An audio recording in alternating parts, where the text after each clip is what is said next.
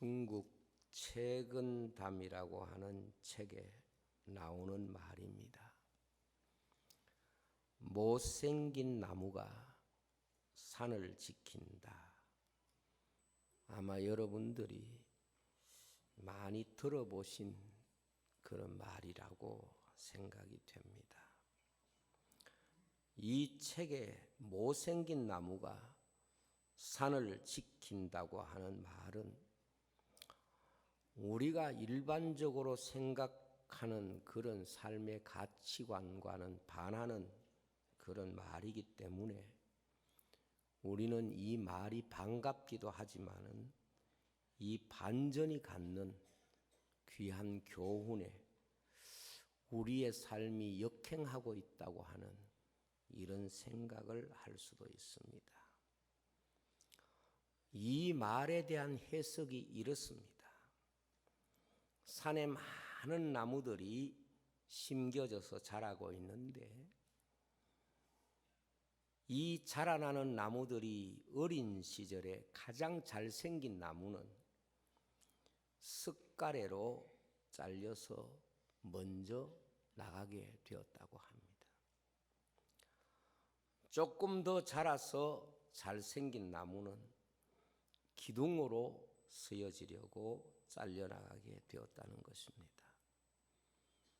결국 석가래도 못 되고 기둥도 되지 못한 나무는 산에 남아서 그 산을 지키는 산의 주인이 된다. 그런 뜻을 가지고 있는 이야기입니다. 과거 교회에서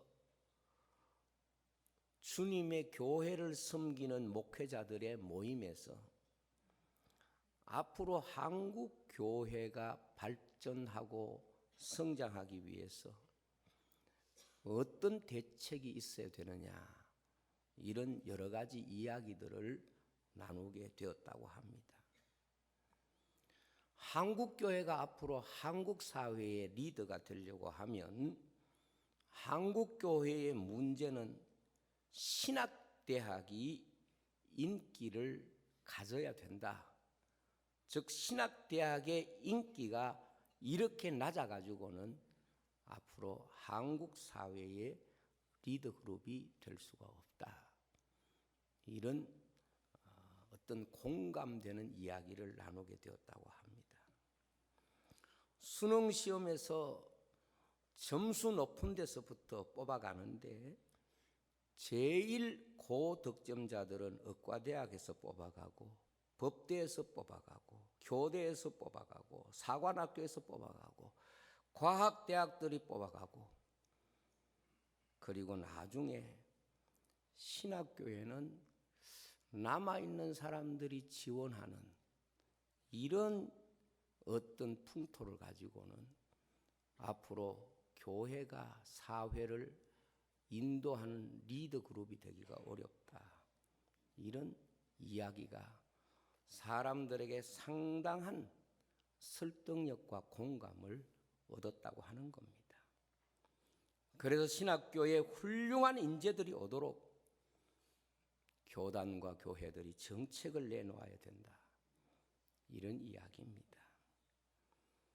그때 어떤 목사님이 자기 경험을 이렇게 이야기를 했다고 합니다. 신학교에도 가끔은 아주 세상적으로 보면 성적이 뛰어난 그런 사람이 입학을 하게 됩니다. 이 사람이 내내 좋은 성적으로 학교 생활을 했는데 그 사람이 워낙 다른 친구들에 비해서 학력도 좋고 학구적인 그런 열성이 있어서 공부를 잘했기 때문에 모든 사람의 기대를 받았던 거지요. 그리고 다른 사람들이 많이 부러워했다고 합니다. 그런데 이 사람이 신학을 졸업하고 난 이후에 목회를 포기하고 국가고시를 통해서 공무원이 되었다고 합니다. 그러면서 그 목사님께서 하신 말씀이 똑똑한 친구는 나라를 지키고 못생긴 나무는 교회를 지키는 것이 아니겠느냐, 이렇게 웃었다고 하는 이야기입니다. 사실 신학을 하다 보면 이런 비슷한 경우들이 많이 발생하게 됩니다. 제가 아는 한 후배가 있습니다. 신학을 공부하다가 군대에 입대를 했습니다. 저를 참 많이 좋아했던 것 같아요.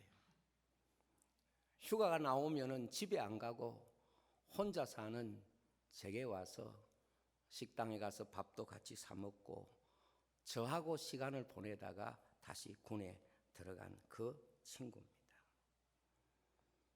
그런데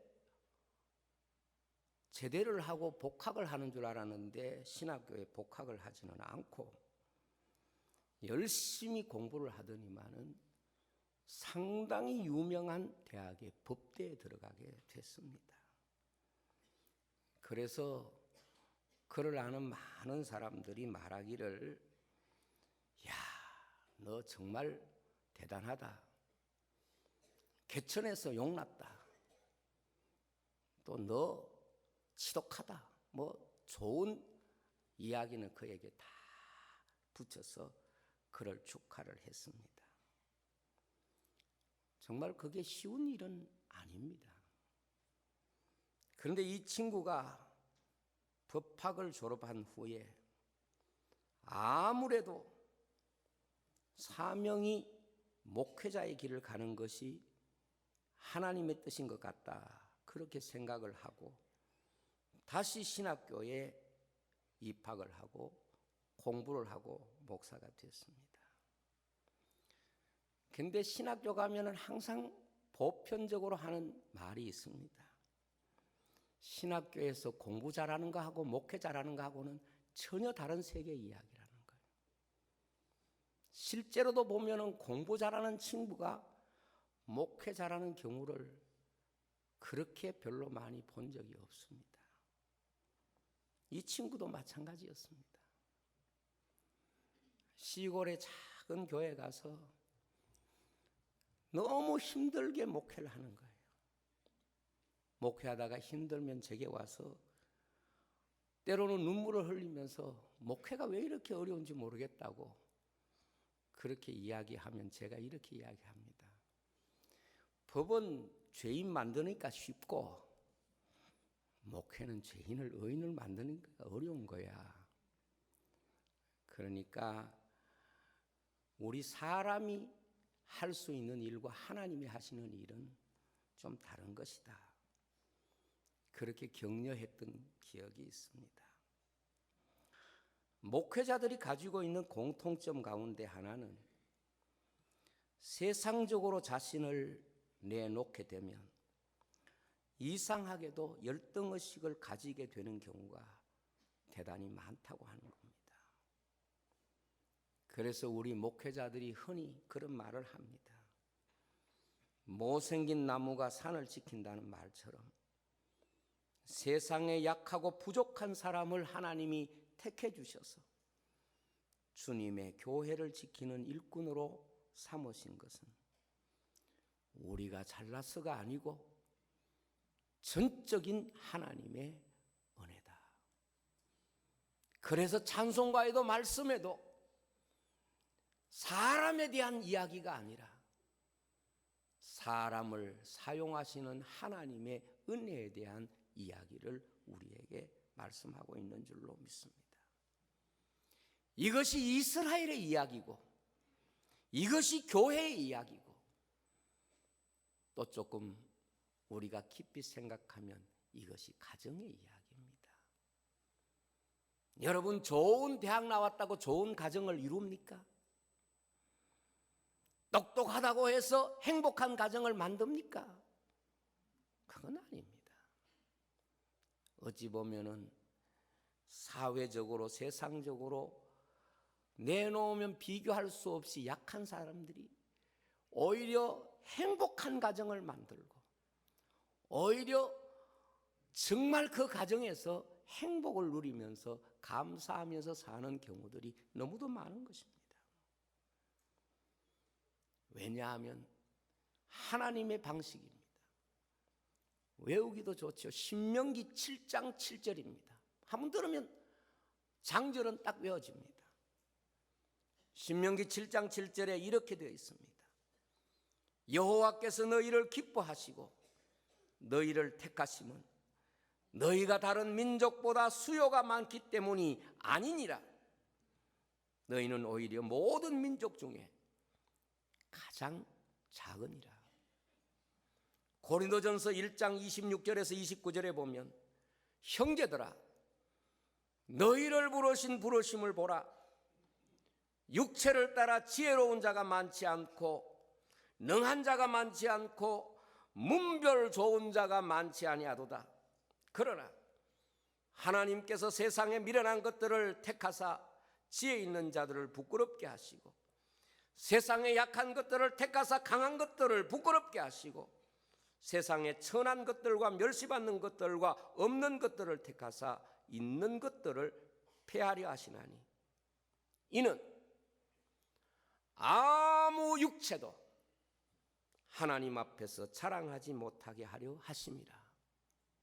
이렇게 말씀하고 있습니다. 요즘 젊은 사람들이 하는 농담에 이런 말이 있다고 합니다.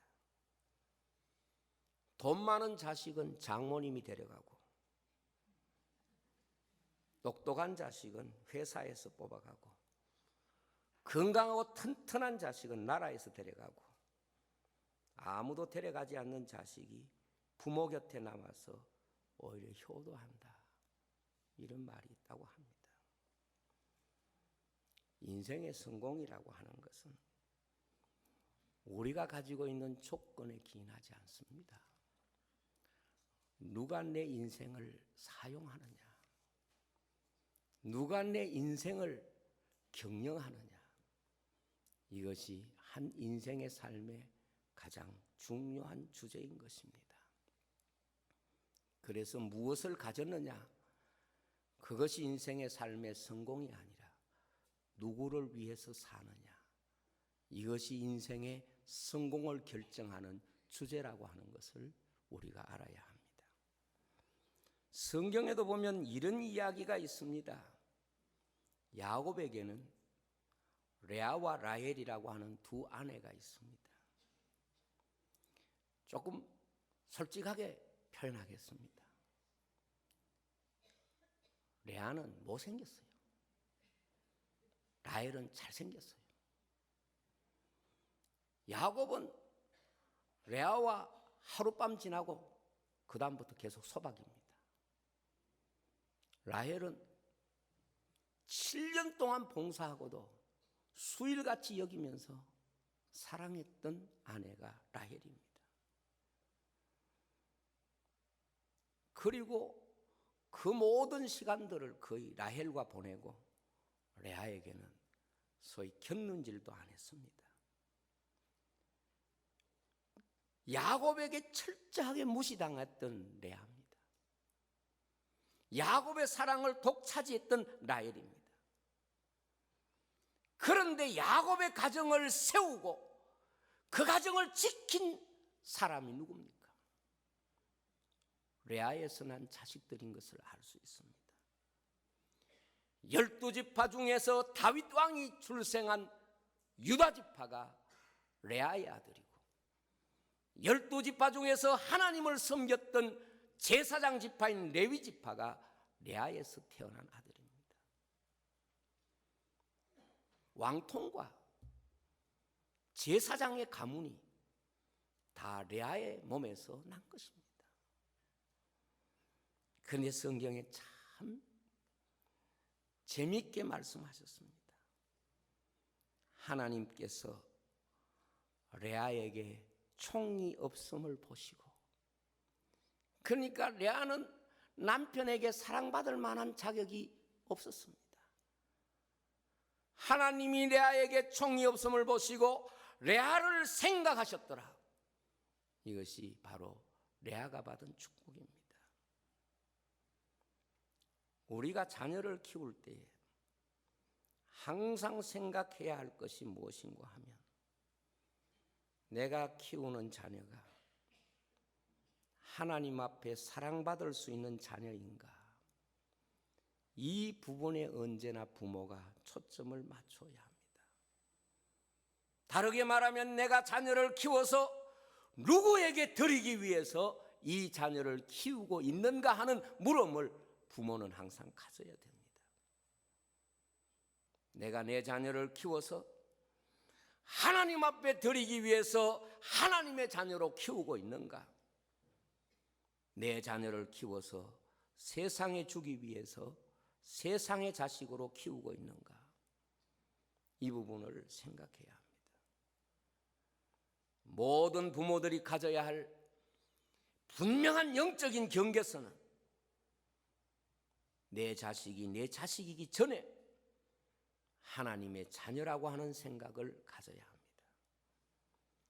이것은 모든 부모가 반드시 깨달아야 할 보편적 영적인 인식이라고 생각할 수 있습니다. 성경에 보면 부모가 실패하게 되는 이유는 아주 간단합니다. 단순합니다. 내 자식이 하나님의 자녀라는 인식을 하지 못하고 내 자식이라고만 생각하는 그 인식이 실패한 부모의 공통점입니다.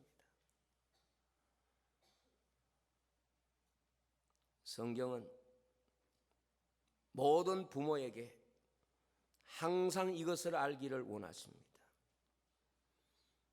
자식이 태중에 있기도 전에, 태중에 있을 때에 하나님이 이미 그를 위하여 정하시고 그를 사랑하셨다, 이 사실을 말씀하고 있습니다.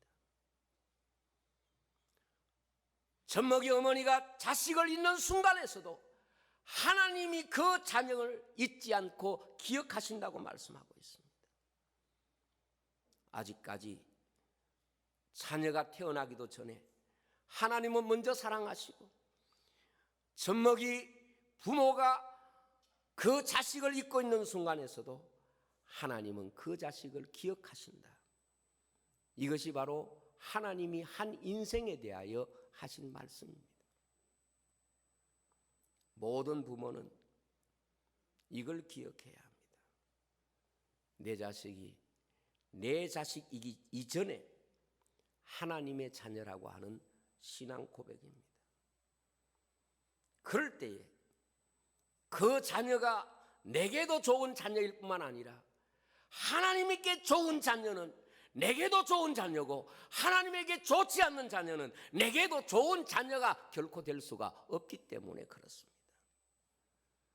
아무리 내가 자식을 사랑한다고 해도 하나님에게 좋지 않는 자녀가 내게 좋은 자녀가 될 수는 결코 없는 것입니다.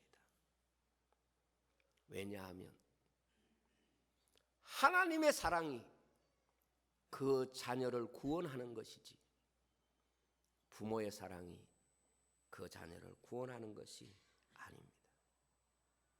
성경에 보면 좋은 부모는 한결같이 자기 자녀이기 전에 하나님의 자녀입니다 하는 사실을 믿음으로 깨닫고 그것을 실천했던 사람입니다.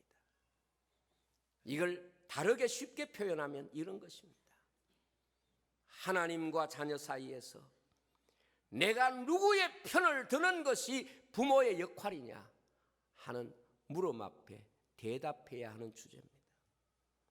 성경에 보면 모든 선한 부모는 하나님과 자식의 사이에서 자식의 편을 드는 것이 아니라 하나님의 편을 드는 부모가 정말 자식에게 좋은 부모고 축복의 통로가 된 부모입니다. 대표적으로 모세의 어머니 요게벳이 있습니다. 모세는 어릴 때 버려졌지만 하나님의 은혜로 공주의 아들이 됐습니다. 공주의 아들 앞으로 모세의 미래는 세상적으로 볼 때 탄탄대로가 일렸습니다. 만약에 모세의 어머니가 인간적으로만 생각한다면 모세 편에서만 생각한다면 모세에게 너 히브리 사람이다 이렇게 절대로 말하지 않죠. 만약 모세가 혹시 알아가지고 내가 히브리 사람이야 하고 물어도 쉿, 그런 소리 하지 마라. 네가 왜 히브리 사람이냐? 너는 공주의 아들이야. 이렇게만 가르쳤을 것입니다. 그런데 그는 하나님 편에서 그 아들을 봤습니다. 하나님 편에서 그 아들을 볼 때에 공주의 아들로 모세가 아니라 하나님의 자녀로 모세를 본 거예요. 그래서 모세는 장성하여 바로 공주의 아들이라 칭함을 거절하고 자기 백성과 함께 고난받는 것을 더 큰 낙오로 여겼다. 그렇게 말씀한 겁니다. 그러므로 하나님은 모세를 통해서 이스라엘을 이끄시고 이스라엘 나라를 세우시고 민족의 출발점이 되게 하신 줄로 믿습니다. 사무엘의 어머니 한나도 마찬가지입니다. 사무엘이 어떤 자식입니까? 자기가 얼마나 수름당했습니까? 그래서 하나님 앞에 눈물로 통곡하면서 얻은 자식이 사무엘인데 그 자식을 성전에 갖다 두려고 하니까 엘리 제사장의 아들들은 성경에 불량자라 그랬습니다. 그 속에 갖다 놓고 싶겠습니까? 그 어떤 아들입니까? 자기 생명보다 귀한 아들인데, 그런데 그는 아들의 편에 서는 것이 아니라 하나님 편에 서서 그 아들을 보는 거예요. 아마 모르기는 하지만은 말이에요. 사무엘이 젖대고 그곳에 갖다 둘 때는 엄마하고 엄마 여기 같이 있으나 엄마하고 갈래 뭐 이런 소리를 분명히 했을 겁니다. 그런데 사무엘에게 1년에 한 번 에봇 하나님을 섬기는 옷을 지어주기 위해서 가지 않았습니다. 하나님 편에 서서 그 아들을 본 거예요. 그러니까 성경에 두 가지 축복을 줍니다. 하나는 사무엘에게 하나님이 복을 주는데 사무엘의 입에서 나오는 말이 땅에 떨어지지 않게 하셨다 하는 것과, 두 번째 한나에게 복을 주시는데 하나님이 한나를 사랑하사 3남 2녀를 주셨더라. 그렇게 되어 있습니다. 우리가 정말 하나님과 자녀 사이에 섰을 때 내가 누구의 편에 설 것인가, 부모가 항상 이 물음을 가지고 자신을 살펴야 합니다. 아브라함도 마찬가지입니다. 이삭은 그가 100세에 얻은 아들입니다. 하나님이 그에게 말씀하셨습니다. 모리아산에 가서 이삭을 바치라. 이삭은 올라가면서 아버지에게 말합니다. 아버지, 제 살 어린 양은 어디 있습니까? 아버지는 그 자리에서 하나님 편에 서서 자식을 보는 거예요. 그러니까 하나님이 그 아브라함에게 하나님이 받으셔야 할 그 이름, 아버지라는 이름을 주셨고, 그리고 그 아브라함에게 축복의 통로가 되게 하시겠다는 약속을 주신 줄로 믿습니다. 성경을 보면 아사왕의 이야기가 나옵니다. 아사왕은 유대 임금이 된 이후에 아주 훌륭한 제왕이 됐어요. 하나님의 말씀을 다윗 이후로 그같이 지키는 자가 없었습니다. 그런데 역대하 15장 16절에 보면 아주 특별한 말씀이 나옵니다. 그것이 뭔가 하면 어머니 마아가가 아세라 우상을 섬겼기 때문에 어머니를 태우의 지위에서 폐위시켰다. 그렇게 말합니다. 어떻게 보면 말이에요. 자기를 낳아주고 길러주고 자기를 임금되게 한 이 어머니 마아가를 아무리 하나님이라도 어머니 편 드는 것이 인간의 도리같이 보이지 않습니까? 그런데 가족관계 속에서 이 아사왕은 정말 다윗 이후에 위대한 성군이 될 수 있었던 것은 어떤 자리에 서서든지 항상 하나님 편에 섰던 것이고, 특별히 가족들 앞에서 그는 하나님 편에 섰던 것입니다. 많은 사람들이 하나님을 위해서 산다고 말하면서도 가족이나 가정의 문제가 오면 하나님 편에 서지 못하고 가정 편에 서고 가족 편에 서버립니다. 이런 이야기들이 성경에 많습니다. 그런데 예수님이 분명히 말씀하셨습니다. 누구든지 자녀나 부모나 형제나 나보다 더 사랑하면 그 사람은 하나님 나라에 합당치 않다. 이것이 바로 주님께서 친히 하신 말씀입니다. 그러므로 자신의 자식이 하나님보다 우선되면 우선 그 자녀가 내게 복이 되지 못하고 내가 그 자녀에게 결코 복이 되지 못합니다.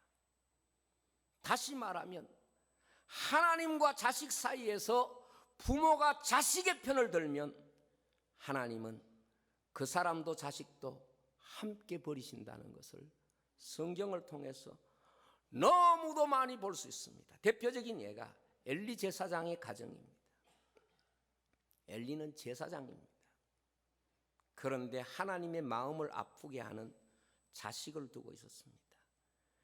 그런데 하나님 편에 서서 자식을 책망하고 바로 세우지 못하고 자식 편에 서서 자식을 두둔하는 아버지가 됐어요. 그 때문에 하나님은 어린 사무엘에게 엘리 가정을 심판하시는 내용을 이렇게 말합니다. 이 죄는 절대로 제물로 용서되는 죄가 아니다. 저가 나보다 자식을 더 사랑했다. 그래서 그들의 자식에게서 하나님의 영광을 떠나기 때문에 자녀가 태어날 때 그 이름이 이가봇, 하나님의 영광이 떠났다는 뜻입니다. 그리고 자식도 그도 하나님의 심판 아래 있었던 것을 보게 되고 하나님은 정말 무서운 예언을 그 가정에 주셨는데 엘리의 가족에게는, 엘리의 후손에게는 노인이 일어나지 않을 것이다. 노인이 일어나지 않는다는 것은 그들의 생명이 태어나기는 하지만 축복된 생명으로 살 수 없다는 것을 말씀하고 있습니다. 다윗에게 압살롬이 바로 그런 사람입니다. 압살롬은 세상적인 면에서 다윗이 가장 자랑하고 싶은 아들입니다. 사람이 나이 들면 자식 자랑하고 싶은 마음 누구에게나 있습니다. 압살롬이 바로 그런 아들입니다. 그래서 성경에 이렇게까지 이야기합니다. 다윗이 압살롬에게 너 왜 그렇게 하였느냐 이런 말로 섭섭게 한 일도 한 번도 없었다 그러는 거예요. 그러니까 너무 자랑스러운 아들인 거예요. 잘난 아들인 거예요. 그러나 그 아들이 다윗의 침상을 더럽히고 다윗을 죽이려고 하고 다윗은 그 아들을 피해서 맨발로 울면서 도망갔던 이런 모습을 성경에서 봅니다. 아마 인륜으로 보면은 이 압살롬처럼 악한 사람은 없을 겁니다. 다윗은 그 아들에게 쫓겨 신발도 신지 못하고 도망하면서도 그 아들을 사랑했습니다. 그래서 그 아들을 죽었을 때 내 아들 압살롬아 내가 너를 대신해서 죽었으면, 여러분 부모가 하나님 편에 서서 자식을 보지 못하면 그 자녀도 부모도 하나님 앞에 축복의 자리에 서 있지 못합니다. 가족도 마찬가지입니다. 성경에 이것을 보여주는 사람이 바로 솔로몬입니다. 솔로몬은 임금이 돼서 처음에는 정말 하나님 편에서 백성을 섬기고 사랑했습니다. 그런데 그가 외교의 방법으로 주변의 강대국의 공주나 귀한 딸들을 아내로 많이 맞이했습니다. 나라를 잘 다스리는 군주가 되고 싶었습니다. 그런데 그의 나이가 많아지면서 그 가정의 문제 속에 섰을 때에 하나님 말을 들어야 되느냐, 아내의 말을 들어야 되느냐, 이 갈등 앞에 서게 됩니다. 그런데 성경에 보면 솔로몬이 나이가 많아졌을 때 솔로몬은 하나님의 말씀을 듣기보다 아내의 말을 듣게 됩니다. 하나님은 솔로몬 왕국의 12지파를 10지파는 찢어서 신하 여로보암에게 줘버렸어요. 2지파가 남았는데 그 2지파가 왜 남았느냐? 다윗에게 약속한 약속 때문에 남겨둔 거예요. 여자들이 오면서 자기 신들을 가지고 왔는데 솔로몬 처음에는 믿음으로 이들을 대했다가 나이가 들면서 성경에 이들이 솔로몬의 마음을 돌이켰더라 이렇게 말씀하고 있습니다. 한 가정이 무너진 이유도 그렇습니다. 최초의 인생 아담이 하나님 편에 서서 보아야 할 가족을 하나님 편에 서서 보지 못하고 사람 편에 서서 하나님을 보니까 결국은 에덴도 잃고 모든 거 다 잃어버린, 그래서 하나님이 인간에게 그렇게 말씀하신 겁니다. 네가 왜 내 편에 서서 아내를 보지 못하고 아내 편에 서서 나를 보지? 바로 이것입니다. 성도는 세상 사람들이 다 세상의 편을 들더라도 여호수아와 갈렙처럼 나는 하나님의 편에 서야 합니다. 하나님은 60만이라도 하나님 편에 서지 못하는 사람들을 사용하는 것이 아니라 하나님 편에 선 여호수아와 갈렙을 통해서 하나님의 나라를 이루신 것입니다. 그래서 민수기 14장 33절에 너희 자녀들은 너희의 반역한 죄를 지고 너희의 시체가 광야에서 소멸되기까지 40년을 광야에서 방황하는 자가 되리라. 얼마나 무서운 말입니까? 오늘 말씀에 영혼이 잘 된다는 말은 하나님과의 관계가 먼저라는 뜻입니다. 인생에게 영적인 것이 먼저라는 뜻입니다. 그러면 다른 것은 잘 되게 하겠다. 이것이 성경의 약속이고 예수님의 약속입니다. 먼저 그의 나라와 그의 의를 구하라. 뭘 먹을 것인가 마실 것인가 입을 것인가 이건 이방인들이 구하는 것이고 그의 나라와 그의 의를 구하면 이 모든 것을 너희에게 더하시리라. 이것이 하나님의 약속입니다. 인간의 행복이란 역사를 보시면 영혼이 잘 되면 모든 것이 다 회복되는 역사가 있습니다. 그러나 하나님과의 관계가 바로 세워지지 못하면 그때부터 역사는 어둠의 역사가 시작이 되는 것입니다. 예수님은 하나님과 인간 사이에 계셨습니다. 하나님과 가족 사이에 계셨습니다. 하나님과 제자 사이에 계셨습니다. 예수님이 답이십니다. 예수님은 어머니와 형제들이 왔을 때에 누가 내 모친이고 내 형제고 누가 내 자매냐? 내 아버지 뜻대로 하는 자가 형제고 모친이고 자매라고 말씀했습니다. 베드로에게 말하기를 십자가 지지 말도록 그렇게 말할 때에 사탄아 물러가라. 네가 어떻게 하나님의 뜻은 생각지 않고 사람의 뜻을 말하려고 하느냐 하는 것입니다. 십자가가 무엇입니까? 십자가가 무엇입니까? 당시의 사람들은 십자가 지지 말라. 이게 사람들의 뜻입니다. 그러면 믿겠다. 그게 사람들의 요구입니다. 당신 우리 믿고 당신 따를게 십자가 지지 말라. 이게 그 시대 유대 사람들 예루살렘에 모인 모든 사람들의 함성이고 예수님께 대한 요구였습니다. 주님이 사람 편에 섰으면 마귀가 예수님을 미혹하는 것도 마찬가지입니다. 내게 절만하면 천하만국 네게 줄게, 이겁니다. 그런데 주님은 사탄아 물러가라, 하나님의 일을 생각하지 않느냐. 십자가는 하나님 편에 서서 인간을 섬기는 주님의 모습을 보여주는 거예요. 사람은 다 우리 편에 서서 하나님 섬겨도 되지 않느냐 이렇게 말하는데 그것은 주님의 구속의 방법이 아니었습니다. 여러분, 부모는 적어도 가정에서 이것을 보여주어야 할 사명의 자리에 있는 사람들입니다. 하나님을 보여주고 하나님 편에 서 있다는 것을 보여주기 위해서 부모가 있는 것입니다. 여러분, 우리 자녀들 문제 때문에, 성의를 지키는 문제, 우리 가정 문제 때문에 말씀을 지키는 문제에 흔들리지 마세요.